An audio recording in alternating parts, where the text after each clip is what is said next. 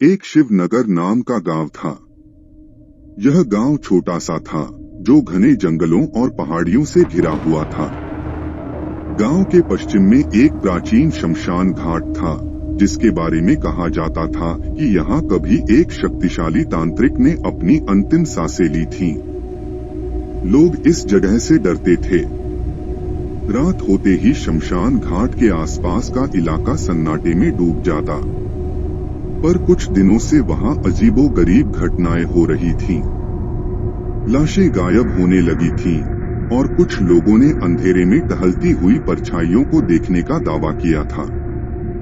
गांव वालों ने इन बातों को अंधविश्वास समझकर नजरअंदाज कर दिया, जब तक कि वह रात नहीं आई। अर्जुन गांव का एक नौजवान था। वह शहर से पढ़ाई करके लौटा था और अपने बूढ़े पिता की खेती में मदद कर रहा था। उस दिन शाम को वह खेत से लौटते हुए शमशान घाट के पास से गुजरा। हवा में एक अजीब सी गंध थी, मानो सड़े हुए फूल और जलती हुई लकड़ी का मिश्रण।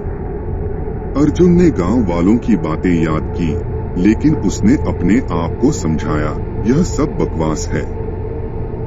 लाशें कैसे चल सकती हैं? तभी उसकी नजर एक चिता पर पड़ी।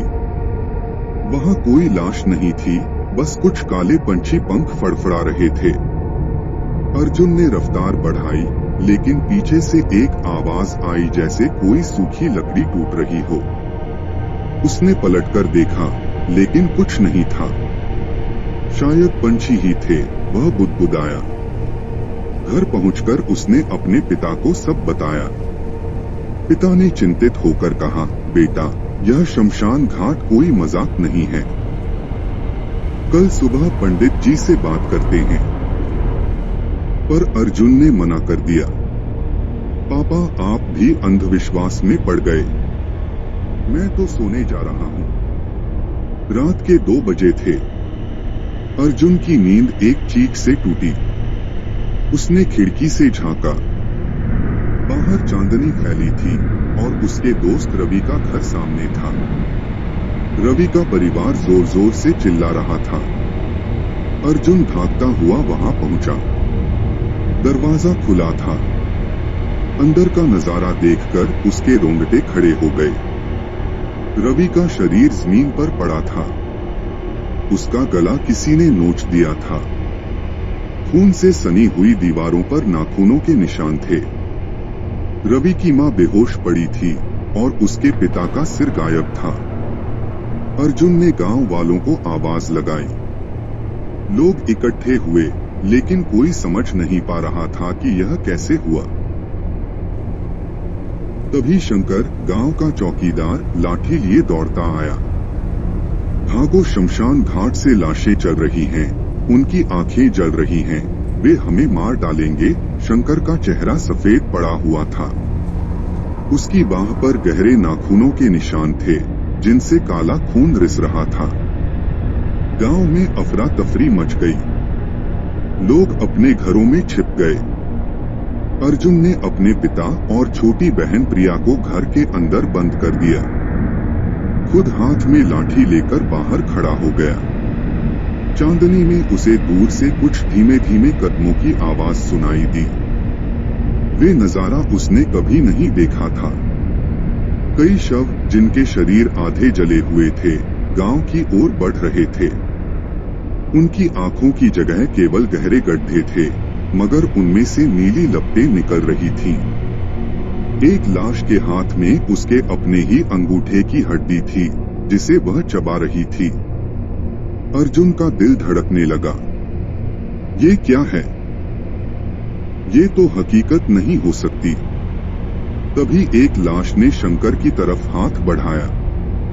चौकीदार चीखा, मुझे मत छुओ। उसकी आवाज एक घुरघुराहट में बदल गई जब लाश ने उसके पेट में अपना सड़ा हुआ हाथ घुसा दिया। अर्जुन ने देखा कि शंकर का शरीर ऐंठने लगा। फिर धीरे धीरे वह खुद भी उठ खड़ा हुआ। अब वह भी उन्हीं में से एक था। अर्जुन समझ गया, ये लाशें संक्रमित कर रही थीं। जिसे भी वे छूते, वह मरकर उनकी तरह बन जाता। उसने गांव वालों को चेतावनी दी, खिड़कियां बंद करो, आग जलाओ, ये अंधेरे से डरते हैं। कुछ लोगों ने मशालें जलाईं।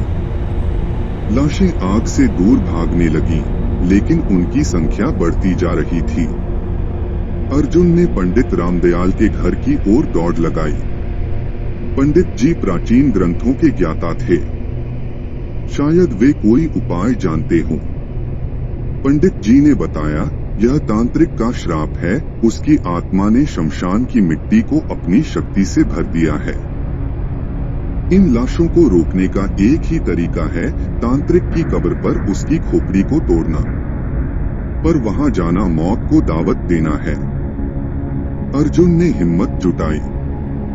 मैं जाऊंगा, गांव को बचाना है। अर्जुन ने पंडित जी से एक ताबीज लिया और शमशान घाट की ओर चल पड़ा। रास्ते में उसे कई लाशों से लड़ना पड़ा। एक ने उसकी बाह पर खरोंच मार दी, लेकिन ताबीज की वजह से वह संक्रमित नहीं हुआ। आखिरकार वह तांत्रिक की कब्र तक पहुंचा। कब्र के ऊपर एक विशाल पीपल का पेड़ था, जिसकी जड़ें एक काले पत्थर की खोपड़ी को जकड़े हुए थीं। अर्जुन ने खोपड़ी उठाई, तभी जमीन हिलने लगी। तांत्रिक की आत्मा एक विशालकाय छाया के रूप में उसके सामने प्रकट हुई। तू मेरी शक्ति को चुनौती देता है। अर्जुन ने खोपड़ी को पत्थर पर पटका। तुम्हारा श्राप टूट जाए, एक चीख भरी आवाज के साथ खोपड़ी चकनाचूर हो गई। तांत्रिक की छाया धुएं में बदलकर हवा में घुल गई। शमशान घाट से निकलने वाली नीली लपटें बुझ गईं और लाशें धराशायी होकर मिट्टी में मिल गईं। उस रात के बाद गांव में सन्नाटा छा गया। लोग अर्जुन को शक की निगाह से देखने लगे।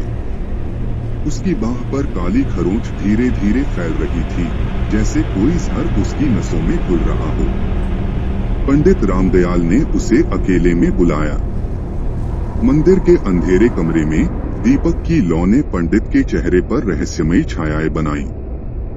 तुम्हारे शरीर में तांत्रिक की आत्मा का अंश समा गया है, उन्होंने गंभीर स्वर में कहा। यह खरोंच कोई साधारण घाव नहीं, यह एक निशानी है। तुम्हारा शरीर अब दो दुनियाओं के बीच झूल रहा है। अर्जुन ने अपनी बाह को ढकने के लिए कपड़ा बांधा। मैं अभी भी वही हूँ पंडित जी, मैंने गांव को बचाया। हाँ, पर अब तुम्हें खुद को बचाना होगा। पंडित ने एक पुरानी किताब खोली, जिसके पन्नों पर रक्त से लिखे मंत्र थे। इस श्राप को तोड़ने के लिए तुम्हें अमावस्या की रात शमशान घाट में उस पीपल के पेड़ की जड़ों में दफन होना पड़ेगा। वहां तांत्रिक की बची हुई शक्ति तुम्हें निगल जाएगी या तुम उस पर विजय पालोगे। अर्जुन ने खिड़की से बाहर देखा।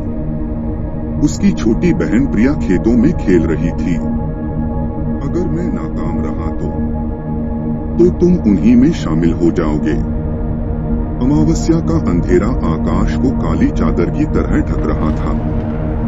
अर्जुन ने प्रिया को सुलाते समय उसके गालों पर आंसू छोड़ दिए। मैं तुम्हें कभी नहीं छोड़ूंगा, वह बुदबुदाया। शमशान घाट की ओर बढ़ते हुए उसने महसूस किया कि उसकी त्वचा अब सामान्य से ठंडी हो चुकी थी। हवा में सनसनाती आवाजें उसे ललकार रही थीं, मानो तांत्रिक की आत्मा उसका मजाक उड़ा रही हो। पीपल के पेड़ के नीचे पंडित जी और कुछ गांव वालों ने एक गड्ढा खोदा था। इसमें लेट जाओ, पंडित ने कहा। हम तुम्हें मिट्टी से ढक देंगे। अगर सूर्योदय से पहले तुम बाहर आ गए तो समझ लेना कि श्राप ने तुम्हें जीत लिया। अर्जुन ने गड्ढे में कूदते हुए अपने दिल की धड़कनें सुनने की कोशिश की, लेकिन वहां कोई धड़कन नहीं थी। मिट्टी के भारी परतों के नीचे दबा अर्जुन अचानक चीख उठा। उसकी आंखों के सामने दृश्य बदल गए। वह एक अज्ञात युग में खड़ा था, जहां तांत्रिक अपने जीवित बलिदानों से शक्ति इकट्ठा कर रहा था। लाशें उसके चारों ओर नाच रही थीं और आकाश में रक्त के बादल छाए हुए थे। तांत्रिक ने अर्जुन की ओर देखा और हंसा, तू मेरा हिस्सा है, तू कभी भाग नहीं सकता। अर्जुन ने अपने मन की शक्ति को जोड़ा। मैं तेरा गुलाम नहीं हूँ। उसने तांत्रिक की ओर दौड़ लगाई और दोनों एक अंधेरे गर्त में गिरते चले गए। सूर्य की पहली किरण ने शमशान घाट को छुआ। पंडित जी और गांव वालों ने गड्ढे को फिर से खोदा। अर्जुन का शरीर ठंडा पड़ा था, लेकिन उसकी छाती हल्के से उठ रही थी। जैसे ही मिट्टी हटी, उसकी आंखें खुली। वे अब सामान्य नहीं थीं, उनमें नीली चिंगारियां थीं। तुम ठीक हो? पंडित ने डरते हुए पूछा। अर्जुन ने अपनी बाह देखी। काली खरोंच गायब थी, लेकिन उसकी नसों में एक अजीब सी नीली रोशनी दौड़ रही थी। मैंने उससे लड़ाई की और मैंने उसके अंश को अपने काबू में कर लिया, उसने कहा। अब यह शक्ति मेरी है। गांव वालों ने उसे घेर लिया। कोई उसके पैर छूने लगा तो कोई डरकर पीछे हट गया। प्रिया ने उसकी ठंडी बाह पकड़ी। भैया, तुम्हें कुछ हुआ है? अर्जुन ने उसे गले लगाते हुए कहा। नहीं, बस अब मैं थोड़ा अलग हूँ। हफ्तों बीत गए। गांव में सब कुछ सामान्य लगता था। लाशें वापस नहीं आईं, लेकिन लोगों ने देखा कि अर्जुन अब रात में घूमता है। वह शमशान घाट के पास बैठकर उन आवाजों को सुनता है जो अब सिर्फ उसे ही सुनाई देती हैं। कभी कभी जब कोई जानवर गायब होता तो लोग अर्जुन के घर की ओर देखते, लेकिन चुप रहते। एक रात प्रिया ने उसे खेतों में खड़े देखा। अर्जुन के हाथ में एक मरी हुई चिड़िया थी। वह उसे अपनी हथेली पर रखकर देख रहा था। तभी चिड़िया के सिर में नीली रोशनी कौंधी और वह फड़फड़ाकर उड़ गई। प्रिया की सांसें तेज हो गईं। भैया, तुम क्या कर रहे हो? अर्जुन ने मुस्कुराते हुए कहा। जिंदगी और मौत के बीच की दीवार टूट चुकी है प्रिया। अब मैं उसे मरम्मत करने वाला हूँ, या शायद उसे और तोड़ने वाला हूँ। आज भी शिवनगर के लोग अर्जुन को जिंदा मुर्दा कहकर पुकारते हैं। वह न तो पूरी तरह मनुष्य है, न राक्षस। वह शमशान घाट का रक्षक बन गया है, जहां वह उन आत्माओं को शांत करता है जो भटकती रहती हैं। पर कभी कभी जब अमावस्या की रात आती है तो पंडित रामदयाल उसकी आंखों में तांत्रिक की छाया देखते हैं और सोचते हैं, क्या अर्जुन वाकई में श्राप से मुक्त हो पाया है, या वह धीरे धीरे उसी का अंग बन रहा है। इसलिए गांव वाले डरते हुए भी उसका सम्मान करते हैं, क्योंकि जिसे वे जिंदा मुर्दा कहते हैं वही उनकी रक्षा करता है उस अंधेरे से जो कभी भी वापस लौट सकता है। तो यह कहानी यहाँ समाप्त होती है। ऐसी ही कहानियाँ सुनने के लिए हमारे साथ बने रहें। आपको कहानी अच्छी लगी हो तो लाइक करें, शेयर करें, सब्सक्राइब करें और कमेंट जरूर करें। आपके कमेंट हमें अच्छी कहानी बनाने के लिए प्रेरित करते हैं। धन्यवाद।